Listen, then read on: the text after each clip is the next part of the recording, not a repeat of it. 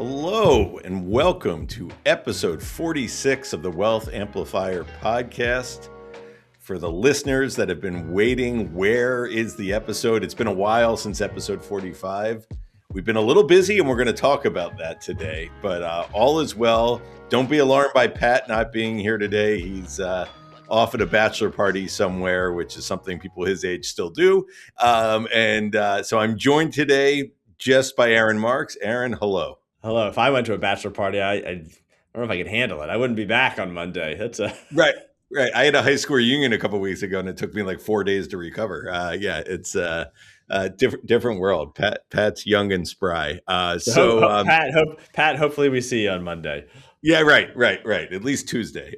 So yes, we haven't done one of these in a little while, and the main culprit. We've still been doing our day job and very attentive to clients, but why we haven't put out content here is we've been a little busy with a topic that we're going to dive into today, which is this likely upcoming SpaceX IPO. And what we're going to do here, since Aaron, you've been leading our efforts with the SpaceX folks, we're going to do the normal interview style podcast, but you are the interviewee today. I am going to interview about what's going on, what's newsworthy, what you're hearing out there, and so on as it relates to this IPO. I'm excited to do it. It's an exciting time. I don't know whether it's harder or easier to be the interviewer or interviewee. So let's do it and we'll see. All right. So why don't you start with, for the listeners that haven't followed the news story, because this is not an IPO yet. They haven't even filed their S1, but presuming this comes soon, why is this such a big deal before we even get into our involvement with it? So this, as it looks like, will be the biggest IPO of all time. So biggest IPO of all time doesn't always just mean, hey, it's out there in the market and now it's this monster stock and it's not Mag 7, but it's Mag 8 stock, but it's actually impacting people. There are a lot of current and former employees that have boatloads of stock.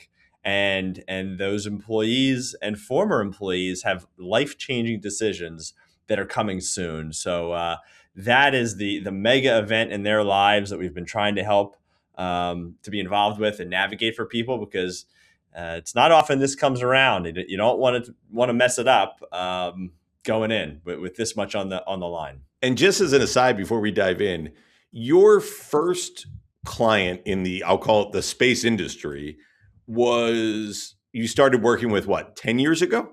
I say 10, frankly, it might be 12, but yeah, 10 or 12 years ago, just by working with one person who referred me to another that happened to be married to somebody involved with SpaceX. And that was really it. And they introduced us to some friends and colleagues, and it ballooned over time. And over the last year or two, it's really ballooned that much further because the rumors of this IPO have really started to become true and more real. But yeah, it's been a while now. Right. And now you deal with a whole lot of people. I should say we, but you are the leader of the SpaceX operation.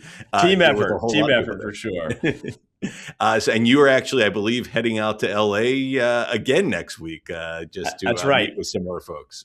That's right. We're doing another trip out there to see a bunch of people in person. We're supposed to do a tour of SpaceX, which we're excited about. Other times that we've been there, we've been out and about and around SpaceX, meeting for lunches and dinners and breakfast, but this time on site at SpaceX. As long as all goes as planned, we'll be there.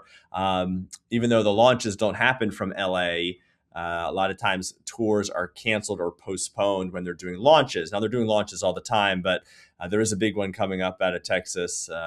So hopefully I'll report back with some details of a cool tour. And I think that's also what's been interesting about all this SpaceX stuff is that it's at the center of this current sort of political wrestling match in the United States, in that they have major players in the industry in Texas and major ones in California, which are generally speaking on opposite sides of the tax aisle, the political aisle, and so on. So that's been an interesting dynamic in some of these conversations as well. Absolutely. It's big tax differences depending on where you live. And a lot of folks are debating, if I'm in LA, but I don't work there anymore, should I move to another state for this IPO so that I have different tax implications? And there's attorneys that specialize just in that. So it's not just one simple question of, do I sell or do I hold? It's the 100 dominoes that fall afterwards just for one simple question. And you've already alluded to this a little bit in the opening comment, but really, what makes what's going on for SpaceX current and former employees, what makes this financially unique compared to other high earners or other tech professionals or other IPO participants? There have been a number of IPOs for decades. What makes this one unique? It's just so big. A lot of folks that work there have had, let's just say for an engineer, you can go work with Lockheed Martin or Boeing or one of many other companies and have salary X. And you get some stock along the way and some really great pensions from a big Fortune 500, Fortune 100 type companies. Or you go, 5, 10, 15, 20 years ago, work for the little startup at SpaceX. Instead of making X, you're making X divided by 2 in salary. So it's a skinnier lifestyle in terms of what you take home, but you really were compensated in stock. So for those companies where the stock doesn't go parabolic, I took a shot. I have some stock. I can pay off the mortgage if it works out. But here, it did go parabolic, and it is life and generation changing money in some cases. That it's not just like, hey, I'm retiring and I have this pool of money and I've been navigating and slowly growing for the last 30 or 40 years, or I work for a company that is an IPO and I definitely have a sizable amount of money. This in some cases is sizable times 10, and you could be 28 or 30 or 40 years old where you don't have to, if desired, have to work another day in your life. And a lot of people that we work with say, I'm out ASAP, and some say, I love what I do. This isn't going to change things. I'm going to work till 60. But it's just the magnitude that this is happening. That's what makes it so different. Got it. And so a lot of the conversations you've been having are with people that, let's say, in liquid assets, maybe have a little bit less money than our normal clients do. But if and when this IPO happens, and if it delivers as in line with some of the expectations, they're going to be spectacularly wealthy soon. Maybe well beyond anything they had imagined, or maybe some of them did imagine it. But to your point, a lot of them are engineers. A lot of the big people there, and not to stereotype, but they tend to think about things a certain way. That's why they're very successful. Well, what mistakes do you see them making financially that can be problematic as they get this large liquidity event in the coming quarters? Agreed. Not to be stereotypical, but even coming to us, we'll talk to a bunch of engineers, and they jokingly say, "Hey, look, I know I'm in the weeds here. I know I'm an engineer."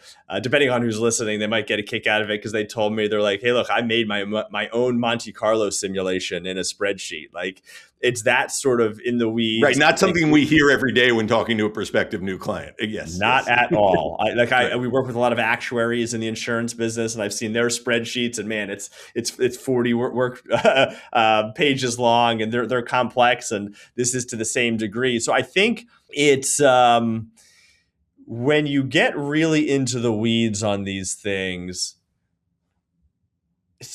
there's so much financial and mathematical that does apply, but there's so many of the soft things and the emotional and the art that needs to be considered. It shouldn't always be the spreadsheet says this, so I will act in that manner, because life changes, emotions change.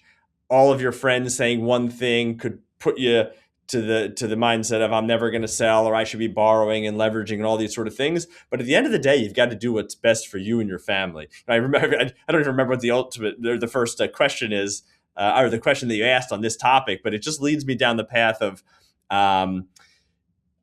it's not always a financial decision when working with a financial advisor or managing on your own. When it comes to complex decisions like this, you've got to do what is right for you and your family to be comfortable with, just to be able to sleep at night. Because if the math says don't sell or borrow or this, but if you can't handle the stresses of that, making the, in quote, wrong financial decision sometimes can be right. So if I don't have $10 million at retirement, I have 9, that'll be just fine. Let's figure out how to navigate this for you and your family so it doesn't go from 10 to 0. because you don't want to never sell and have it really go the opposite direction. Yeah, and no, I think that's exactly right. And I think when it comes, we've dealt with this for years. Some people are more analytical, some people are less analytical. That's life.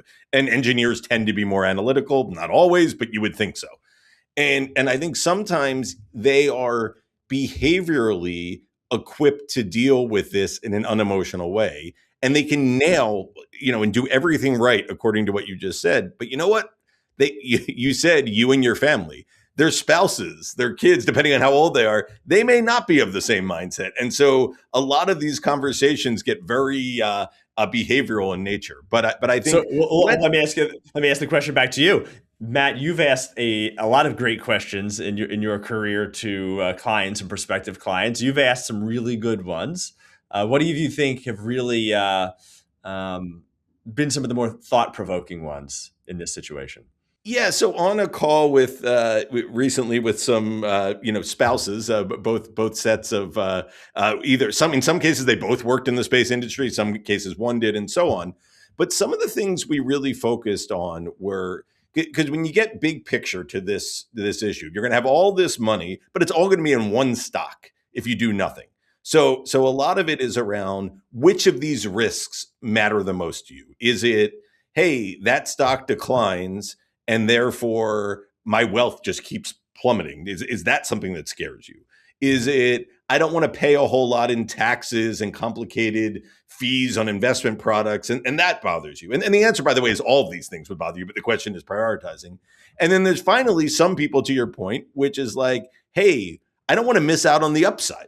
This thing, you'll excuse the pun, but could be a rocket, could keep going up from here. And so one thing we asked recently was to a client. I said, okay, look, let's say when we made some assumptions on the IPO level based on their shares, like let's say you have $10 million, $20 million, it depends on the person, obviously, on this date in SpaceX stock. That's one scenario, and we can talk about the tax ramifications and the sales and all that. But let's take a different thought experiment. And this one tended to trigger a good conversation, which is, let's flip that around and let's say someone just cut you a check for $10 million or $20 million today. And you don't have to worry about anything, but that's your money and you're going to invest it. How much are you putting in SpaceX stock that day? Let's frame it the other way. You're no longer holding. You no longer have inertia on your side. You're actually having to make that active decision. And all of a sudden, framing it that way, you got a lot different answers. Like very few people that might have said, well, let's keep half of my assets in SpaceX. Now they're like, wait a second, I'm going to put half of my money in this one stock and I work there. It all of a sudden seems a little different. So that question in particular seemed to get some interesting responses. It's all a matter of framing. When we talk about anyone we work with that owns restricted stock at a public company, when it vests, the taxes are withheld and you're left with shares in the net amount after those shares are withheld for taxes. And your cost basis starts again. So when you are not selling, at that point, you are making the decision to effectively use cash, your cash bonus, to purely buy your company's stock. That's what it is. Restricted stock is a cash bonus that fluctuates with the stock price. And once it vests, when you don't sell, you're making that conscious decision. And not everybody thinks about that. So when you frame it in that way, I'm sure I've said this before on the podcast, but I said it to many clients. If you showed up on this is the same thing that Matt just said, but it's just said it in a different way. If I'm your financial advisor and you show up with $1 to invest, $1 to your name, whether it's $1 or 10 million or whatever the number is, and you ask me, okay, Aaron, how should I invest this appropriately so it lasts and I can live off of it and I don't have to worry? And I came back to you and said, here's what we're going to do. We're going to put 80%, 80 cents of that dollar into one stock. You would stand up and walk right out of my office. It's a crazy thing to say. So when you start reframing, the perspective changes. It's like, wait a second, why would I put... Now, I know I've worked there for a long time, but should I really have 80% of my assets tied to one thing? So it's our job to push that envelope a little bit and make people really think. So without going too far into the weeds, because I don't know that all the listeners here, in fact, I imagine most of them are not SpaceX employees, and they may not even be owners of pre-IPO stocks. They may be retirees. They may work at not public companies, whatever it is. Um, can you just summarize a couple of the key buckets of the types of strategies that we're putting into place for people with concentrated wealth in one or two stocks? Sure. So if you have a couple individual stock positions that are an outsized portion of your portfolio, there are many risks. We've already talked about concentration. The stock goes up, the stock goes down. But taxes are a huge driver of why people may not want to sell that position. They know they want to, but they don't want to pay the tax bill. So there are ways, and there's different rules for whether you're an employee of a public company or you're just a regular old person that bought Apple stock 25 years ago and it's really gone up 1,000%. There are ways that you can continue to own that stock, but hedge the position, put guardrails around it, put bumpers in a bowling sense where you can't go into the gutters. You're not going to have all the upside. You're not going to have all of the downside. And when you put that into play, you're not selling the stock, which means there's no tax implication. Now, there's some tax implications around the edges, and there's some tax benefits actually where you can take some losses on stock options when you're buffering these stocks to offset some gains that you might have. But without getting into in the weeds too much, hedging your stock is a great solution. There are other solutions where we can sell and use tax losses to offset. Tax losses does not mean you give me $1 and I hope to turn it into 90 cents and tell you that now you have a 10-cent tax loss that you could use to offset a 10-cent tax gain. That's not what we're talking about.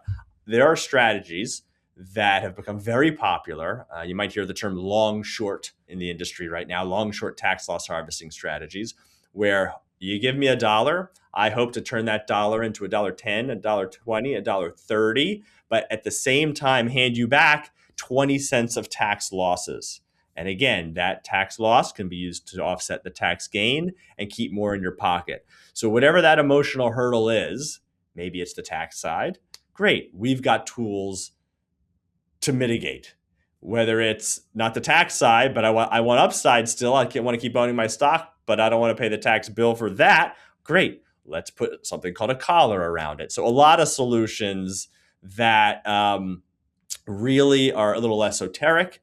I would suggest having a financial advisor and even a partner beyond the financial advisor to help. Like we'll partner with big institutions to implement some of these strategies, the JP Morgans and the Goldman Sachs and the BlackRocks of the world. So they're not easy to implement. And if you're going to try it, you want to make sure you partner with somebody who's done it 1,000 times before. Right. And in addition to your financial advisor, your accountant needs to be in the loop. Maybe there are estate issues if you have all this newfound wealth. But I think a lot of it comes back to the point you made. These are tools. These are not formulaic solutions and we've seen this in practice with the several dozen people we're talking to. Some people say, I don't care about all of that. Sell all my stock the first day we can. I never expect to have this money. For every dollar, 25 cents will go to the government. I'll keep 75%. You guys invest it. I'll move on with life. Unfortunately, if you're a California resident, those numbers aren't going to quite match up. So that's caused some issues with some. And then there are others that say, I believe in this company for the long term. I want to hold it, but I don't want to be a total knucklehead about this. So let's find a more productive way. And then all points in between, which is sort of let's be tax sensitive here in our addressing of it. So one last topic I wanted to raise, which is a little broader, which is the IPO market is hot again. You're starting to see what was it? I don't even know how to say it. Cerebrus. I saw it. I don't know how to say it. The name Cerebrus. Right. Not sure. Cerebrus. Right. It sounds it sounds like some sort of pharmaceutical or something. Anyway, but what was IPO'd recently, jumped up, then jumped down, then jumped up, like all over the map. And we've seen this over the years. And now allegedly later this year, we'll have some of these enormous private companies go public. To your point, maybe in a way you've never seen before, that could immediately be top 10, top 20 stocks in the world, maybe top 5, depending. Let's talk a little about the ramifications for the broader market and for our clients' other assets when that happens. And I have a few thoughts, but anything strike you there? Does that even come up with the SpaceX people? Or are they more laser focused on their actual stock? Well, I think they're laser focused, but people outside of SpaceX are starting to put their ears up and pay attention. Last night with a friend, he brings up, man, this SpaceX IPO is going to be huge. And I said, did you say that because you know I do a lot of stuff with SpaceX? And he's like, no, I don't know what you're talking about. I said, you just said that coincidentally? He's like, yeah. So he was asking me, he knows what I do for a living. He said that, when the stock goes public, should I buy it? Should I sell it?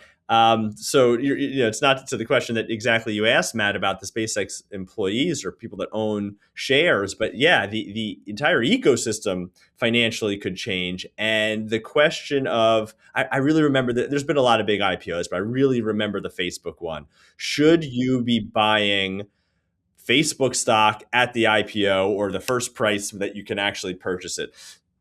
It's a huge risk, but there's upsides and downsides to everything. So Matt, what didn't Facebook shoot higher off the bat, but then really was down 50% or something like that at one Yeah, point? I think it might have been exactly maybe it was 50% from the IPO price and 60% from the high. Just vaguely remembering these numbers here. But then now is one of the top 10 companies in the world and a fantastic investment. So I think that is sort of some of the stuff that people have to think about, which is essentially what happens on that day, that IPO day, may have a lot to do with the future or nothing to do with the future in terms of where the stock price goes. Another one that I remember from earlier in my career was Blackstone, sort of the premier private equity alternative asset manager. I think they went public right before the financial crisis. I want to say '07. And I want to say the stock dropped 90%. Stocks usually don't drop 90%. I mean, that's a big move. And now they're still the premier alternative asset manager in the world, and the stock's up a fortune from there. It has its moments, good years, bad years, but it's a hell of a lot better than it was in '08, '09. So I just think there is this longer window here, but I think there's also this idea of starting to hear it out there, and it's an interesting topic of, well, with all these IPOs coming out, does that mark like we're getting closer to the top? Does that mark a top in the markets? Is this a broader sign? Is it going to drain liquidity from other stocks because so much money is going to rush into these hot names? And I guess the simple answer to that is we don't know. But if history is a guide, probably not the time you want to be just sort of backing up the truck and loading up on risk, but you want to be sticking to your core risk tolerance. I think that's right. Don't get caught up. If you're let's put your SpaceX stockholders aside, and you're just the regular person that has never owned SpaceX in your life, and forget SpaceX. It's any IPO stock. Do I buy right away on that first day, that first trade? Do I get in? I think a more measured approach is maybe you break it into 2 or 3 buckets. I'm going to dollar cost average in because I think it's 12 or 18 months later beyond an IPO, stocks are often half of what they were at IPO price. So take that approach of I have got a dollar to invest, and I'm going to put a quarter of it in at the IPO, and let's wait a month and see where it is next. And you know what? If the stock went up from that first point, so be it. You bought a little bit later, but you believed in it for the long term, not just for a month, and you'll buy at a higher price. And then wait another month or two, and maybe it's back down. And if you believed in it at the higher price, you should believe in it more at the lower price. So keep investing in a systematic way and try not to be emotional with it. Right. And that's all, specific to any client situation, which we would go over. But I think some of the stuff we were talking about earlier in the call is instructive here in that who are the biggest holders of SpaceX stock or any company that's private now? The employees, the founders, and then also, of course, some venture capital firms, private equity firms, institutional investors. But a lot of them, once the lockup periods are over, may reduce their holdings to get liquidity, not because they don't believe in the company, but that's just a lot of pressure that could lead to sales and could lead to pressure on the stock price. 10 years later, that might be totally irrelevant. But for those minutes, that could be a roller coaster of a ride. Roller coasters, I think, what we are going to see. It'll be it's not going to be like, the kiddie ride. I think this thing is going to move, and I don't know what direction it's going to move in, but it's going to keep everybody on their toes. So I think the real concluding question is, you've been spending so much time on this and time in LA. Have you had any time to have any hoagies since our last podcast? There's always time for hoagies, Matt. You know that. So I've got one that is going to strike a chord in the Philadelphia community. I'm curious to your feedback if you will agree with this or not. Okay. But the Wawa hoagie. Whoa. right? So for those who don't know or not local to Philadelphia or Florida or wherever else Wawas are, started out as just a regular old, like a 7-Eleven, a convenience store. And over the years, they had this cult following of Wawa hoagies that you can go in and you make your turkey or tuna and you get to pick all this stuff. And everyone was so proud of the Wawa hoagie. And there's sheets out in Western PA and all sorts of other now these gas station mega complexes that you can order food on the fly. And the Wawa hoagie was a go-to, in high school, and going over with buddies to get a sandwich was always the best, right? So I have not had a Wawa hoagie in a while, and something has changed in 20 years since the time or 25 or whatever, however long I've been eating Wawa hoagies. But I don't think I'll be going back very very soon for another one. Yeah. Well, when you say something has changed, have you changed or has the sandwich changed? That's what I don't know. I'm sure it's a little bit of both. I'm sure it's a lot of both. I've become a little stuck up in the hoagie world. I think maybe Wawa has lost their touch a little bit, but I got it for me, my wife, and the kids. There is nothing special about it. Let me tell you, it is the most basic, off the shelf roll and turkey and like colorless lettuce that you could possibly have. So you're making it sound great. So yeah, I'm sorry, Wawa, but you lost your way at some point. You got too big. Here's my grade. It's a 3. It is a 3 out of 10. I said to Emily, I said to my wife, what would make it worse? Like if they didn't have bread, if the bread was moldy, should it be a 0? So I don't know what would make it worse, but it was not good.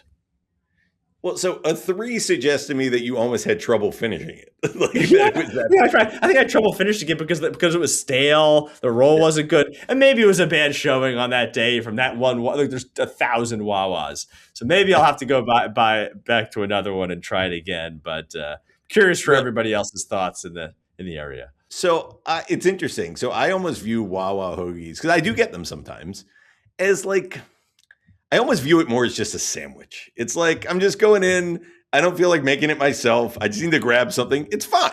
A 3 feels harsh to me. I'd probably go 5, but whatever. Like, and I almost think it's in a separate category. Like you can't compare that to like one of these like single family that's been doing this for generations and like they put their like heart and soul into every ingredient.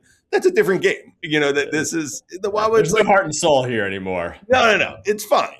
You'd hope for maybe fresher ingredients than it seems that you got exposed to, but that's funny. All right. Rough showing for the Wawa. I guess I will ask. So I know you're not a huge fan of Primo's, which for those of you not from the area is sort of like a Philly hoagie chain, but I imagine you prefer Primo's to Wawa. Yeah, at this point, Primo's for sure over Wawa. But you're right. Wawa, you need to get a sandwich. You've got to be quick. They'll make it fast. You eat, you move on. As my dad would say, it's fuel. It's just fuel. Yeah. Right.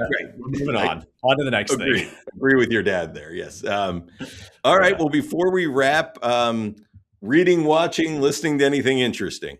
I'm not finished yet. Well, I guess I can't be finished because it's released once a week. Is the Your Friends and Neighbors? So you watching that? Second season. I do enjoy it. I like the first season better. I just watched the last episode. I think I'm maybe one behind. And we're like, is anything happening here? Like, what are we doing? So I think I still have hopes that it turns out well. I don't know where the show's going, but haven't really been captivated by it like I was on the first season. What about you? I think that's a good description. I've been watching it. It's like, I feel like it should be like the promo should be John Hamm as John Hamm. I mean, it's like he is so him in that show. But like, it's fine. It's like, it's entertaining. I feel like there are a number of shows I've been watching that are like perfect for like avoiding reading a book. It's sort of like, I don't have the brain power to read a book. This is not going to change my life, but it's fine. So I would put that show in that category. Have you watched Rooster with Steve Carell? No. It's like he's an author and now visiting professor at a college. Rooster is like the name of the character of his books. And like, it's like totally innocuous and fine. It's like, it's not, I almost say it's similar to your friends and neighbors in like sort of quality. It's like decent cast, decent people, entertaining enough. And then the other one I've been watching, which is also I would say maybe a little lower brow than those two. Not that those two are super high, but is the one with Kate Hudson where she like owns the The equivalent. Lakers? Yeah. What's that one called? Like Running crossover. Point, I want to say. Running Point. There you go. Yeah, Something like that. I watched the first season. That's on the list for the next show. It's a little funnier than the other two, but it's a little ridiculous. But I do find it amusing and a good passage of time. So nothing all that exciting this episode. I feel like there hasn't been a big show that everybody's been talking about in a little while. Some people are really into Euphoria, but I never watched that. So I didn't either. I didn't either. Yeah. I always miss the big ones, but maybe the next one. I'll get in early on the IPO of the next big show of the show. Well, thanks for doing this. Listeners, sorry for the delay, but we'll be pumping out more content coming soon, and have a good weekend. Thank you, everyone.